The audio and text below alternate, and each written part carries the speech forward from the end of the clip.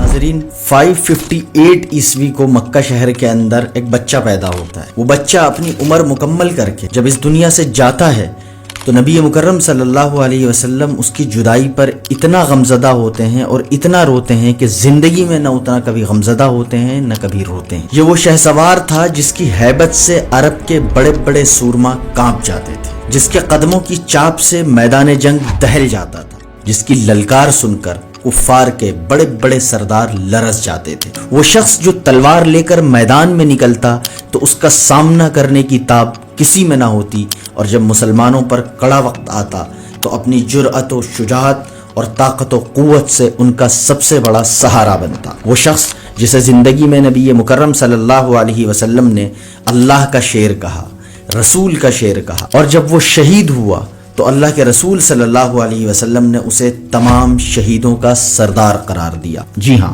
ہم بات کر رہے ہیں اللہ کے غضنفر، عم پیغمبر، اسلام کی شان، رسول اللہ کی جان، سیدنا حمزہ بن عبد المطلب رضی اللہ عنہ۔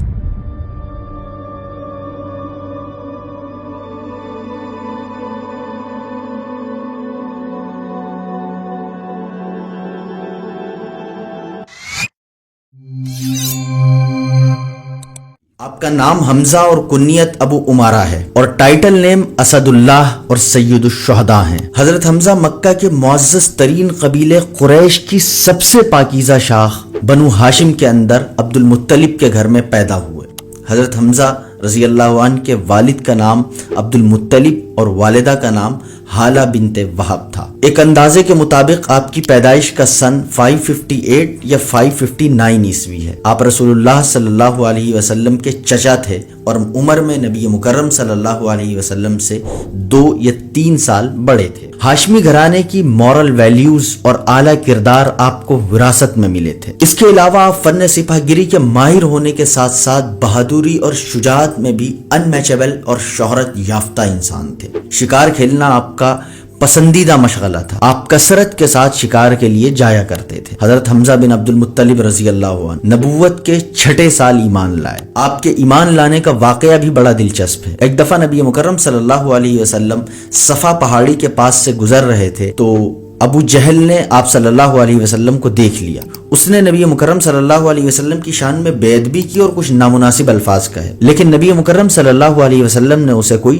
جواب نہیں دیا اور صبر و برداشت کا مظاہرہ کر کے وہاں سے چلے گئے۔ تھوڑی دیر بعد وہاں سے حضرت حمزہ بن عبد المطلب رضی اللہ عنہ کا گزر ہوا تو عبداللہ بن جدعان کی باندی جو وہاں پر موجود تھیں، انہوں نے کہا کہ آپ کچھ دیر پہلے یہاں ہوتے تو دیکھتے کہ ابو جہل نے آپ کے بھتیجے یعنی نبی مکرم صلی اللہ علیہ وسلم کے ساتھ کتنی بدتمیزی کی۔ یہ سن کر حضرت حمزہ رضی اللہ عنہ کو شدید غصہ آیا۔ وہ سیدھے ابو جہل کے پاس گئے۔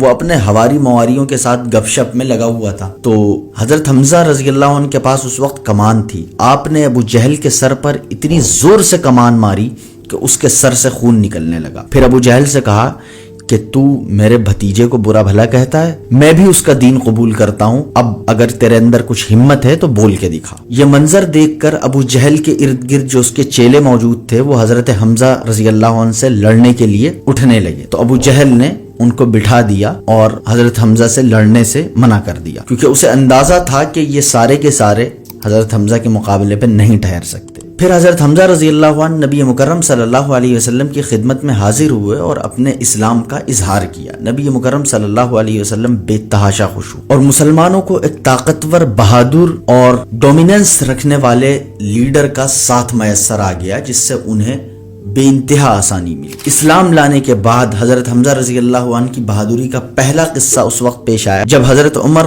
رسول اللہ صلی اللہ علیہ وسلم کو قتل کرنے کے ارادے سے تلوار لے کر نکلے تھے۔ بعد میں ان کا ارادہ تبدیل ہو گیا تھا اور وہ ایمان لانے کی نیت سے دار ارقم میں نبی مکرم صلی اللہ علیہ وسلم کے آستانے پر حاضر ہوئے، لیکن ہاتھ میں تلوار موجود تھی تو وہاں پر جو مسلمان موجود تھے وہ ڈر گئے کہ عمر تلوار لے کر دروازے پر کھڑے ہیں۔ اس وقت حضرت حمزہ نے کہا تھا کہ دروازہ کھول دو اور عمر کو اندر آنے دو۔ اگر اچھی نیت سے آیا ہے تو بہت اچھی بات ہے، اور اگر کسی برے ارادے سے آیا ہے تو اسے قتل کرنا میرے لیے کوئی مشکل کام نہیں ہے۔ پھر دروازہ کھولا گیا اور حضرت عمر رضی اللہ عنہ کو اندر بلایا گیا۔ ان سے پوچھا گیا کہ کیوں آئے ہو؟ تو وہ انہوں نے اپنی نیت ظاہر کی کہ میں اسلام قبول کرنا ہے۔ اس کے بعد اسلام کو حمزہ اور عمر رضی اللہ عنہما جیسے بہادر اور ڈومیننس والے لوگوں کا ساتھ میسر آ گیا، جس کی وجہ سے مسلمانوں نے کھل کر اسلام کا اظہار شروع کر دیا اور حرم شریف میں نماز قائم ہونے لگی۔ نبوت کے 13ویں سال جب ہجرت کا حکم ہوا تو مسلمانوں نے ہجرت شروع کی۔ حضرت حمزہ رضی اللہ عنہ نے بھی مکے سے مدینہ ہجرت کی۔ پھر ہجرت کے پہلے ہی سال نبی مکرم صلی اللہ علیہ وسلم نے مسلمانوں کا جو پہلا سریہ روانہ فرمایا، اس کا سردار حضرت حمزہ رضی اللہ عنہ کو بنایا۔ سریہ کہتے ہیں اس چھوٹی جنگی مہم کو جس میں نبی مکرم صلی اللہ علیہ وسلم بذات خود موجود نہ ہوں۔ اس کے بعد جب ہجرت کے دوسرے سال جنگ بدر واقع ہوئی تو اس کی فتح میں کلیدی ترین کردار ادا کرنے والوں میں حضرت حمزہ رضی اللہ عنہ بھی شامل تھے۔ قریش کے سپہ سالار اور نہایت مشہور جنگجو عتبہ بن ربیعہ نے جب مسلمانوں کو للکارا تو نبی مکرم صلی اللہ علیہ وسلم نے حضرت حمزہ کو اس کے مقابلے پر روانہ کیا۔ حضرت حمزہ جب اس سے مقابلے کے لیے گئے تو جنگ شروع ہوئی۔ اس نے حضرت حمزہ رضی اللہ عنہ کے اوپر ایک زوردار وار کیا، لیکن حضرت حمزہ رضی اللہ عنہ نے اپنی تلوار پر اس کے وار کو روک لیا۔ اس کے بعد پھر حملوں کا تبادلہ ہوتا رہا۔ اتنے میں حضرت حمزہ رضی اللہ عنہ نے پوری قوت کے ساتھ عتبہ کے اوپر ایک وار کیا۔ عتبہ نے ڈھال کے نیچے اپنے آپ کو چھپایا، لیکن حضرت حمزہ رضی اللہ عنہ کے وار میں اتنی طاقت تھی کہ وہ ڈھال چیر کر اس کے سر تک تلوار آ گئی۔ جب تلوار اس کے سر تک پہنچی تو اس کے سر کے اوپر لوہے کی ٹوپی جسے خود کہتے ہیں وہ موجود تھی۔ حضرت حمزہ رضی اللہ عنہ کے وار میں اس قدر شدت تھی کہ اس ٹوپی کو بھی آپ کی تلوار نے کاٹ دیا۔ اس کے بعد حضرت حمزہ رضی اللہ عنہ کی تلوار نے اس ٹوپی کو کاٹ کر عتبہ بن ربیعہ کے سر کے 2 ٹکڑے کر دی، اور اس طرح سیدنا حمزہ بن عبد المطلب رضی اللہ عنہ نے جنگ کے شروع میں ہی مسلمانوں کو ایک زبردست کامیابی دلائی، جس کی وجہ سے ان کا کریج اور ان کے حوصلے بے تحاشا بلند ہو گئے اور کفار کے دلوں میں ایک رعب اور دہشت بیٹھ گئی۔ اس کے علاوہ بھی حضرت حمزہ رضی اللہ عنہ نے جنگ بدر میں حضرت علی رضی اللہ عنہ کے ساتھ مل کر کفار کے لشکر کو بے تحاشا نقصان پہنچایا، اور جنگ بدر کی فتح میں امپورٹنٹ رول پلے کرنے والے لوگوں میں اپنا نام ہمیشہ کے لیے درج کروا دی۔ حضرت حمزہ رضی اللہ عنہ کی ایک عادت یہ بھی تھی کہ وہ اپنے سر پر شترمرغ کا پر لگا کر میدان جنگ میں اترتے تھے تاکہ سب انہیں دور سے پہچان لیں۔ چنانچہ بدر کے دن بھی اپنے سر پہ شترمرغ کا پر لگا کر انہوں نے کفار سے جنگ لڑی تھی۔ ہجرت کے تیسرے سال جنگ احد پیش آئی۔ جنگ احد میں بھی سیدنا حمزہ رضی اللہ عنہ نے بہادری اور بریوری کے زبردست جوہر دکھائے، اور کفار کا جو علم بردار تھا شیبہ بن ابی شیبہ،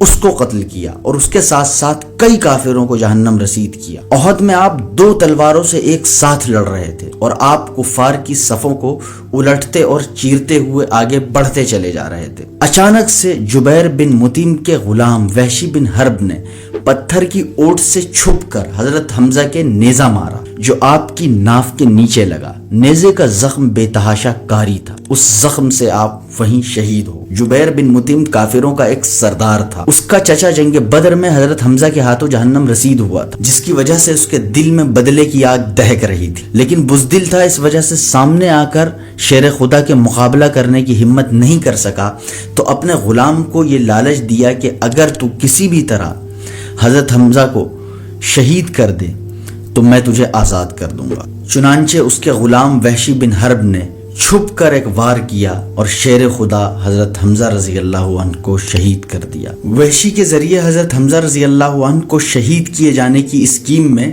ہند بنت عتبہ بھی شریک تھی، کیونکہ ہند کا باپ عتبہ بن ربیعہ جنگ بدر میں حضرت حمزہ رضی اللہ عنہ کی تلوار سے ہی جہنم واصل ہوا تھا۔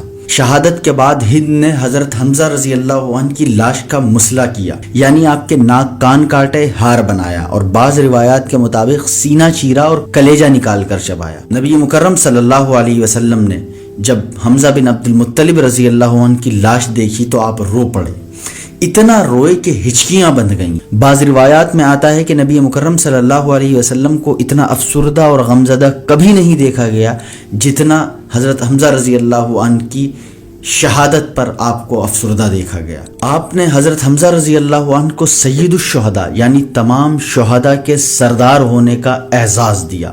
یوں حضرت حمزہ رضی اللہ عنہ قیامت تک آنے والے امت مسلمہ کے تمام شہیدوں کے سردار قرار پائے۔ نبی مکرم صلی اللہ علیہ وسلم رنجیدہ ہوتے بھی کیوں نہ، جبکہ آپ کی ڈھال حمزہ، آپ کا اہم سہارا حمزہ، کفار و مشرکین کو خوف زدہ رکھنے والا حمزہ، اسلام کی خاطر جان نچھاور کرنے والا حمزہ، آپ کے چچا حمزہ رضی اللہ عنہ دل خراش طریقے سے شہید کر دیے گئے۔ احد کی جنگ میں نبی مکرم صلی اللہ علیہ وسلم کے 70 جانثار صحابہ شہید ہوئے تھے، تو نبی مکرم صلی اللہ علیہ وسلم نے ہر شہید کی نماز جنازہ کے ساتھ حضرت حمزہ رضی اللہ عنہ کا جنازہ رکھ کر آپ کی بھی نماز جنازہ پڑھائی تھی۔ اس طرح ٹوٹل 70 بار سیدنا حمزہ بن عبد المطلب رضی اللہ عنہ کی نماز جنازہ پڑھی گئی۔ یہ آپ کا منفرد اعزاز ہے۔ اس کے بعد حضرت حمزہ رضی اللہ عنہ کو شہدائے احد کے قبرستان میں دفن کر دیا گیا۔ آپ کی قبر مدینہ طیبہ میں جبل احد کے قریب موجود ہے، جو ابھی بھی امت مسلمہ کو بہادری، شجاعت، جواں مردی اور جواں ہمتی کا درس دے رہی ہے۔ اللہ تعالی حضرت حمزہ بن عبد المطلب رضی اللہ عنہ کی قبر پر کروڑوں رحمتیں نازل فرمائے اور ہمیں ان کی سیرت سے استفادے کی توفیق بخشے۔ السلام علیکم ورحمۃ اللہ وبرکاتہ۔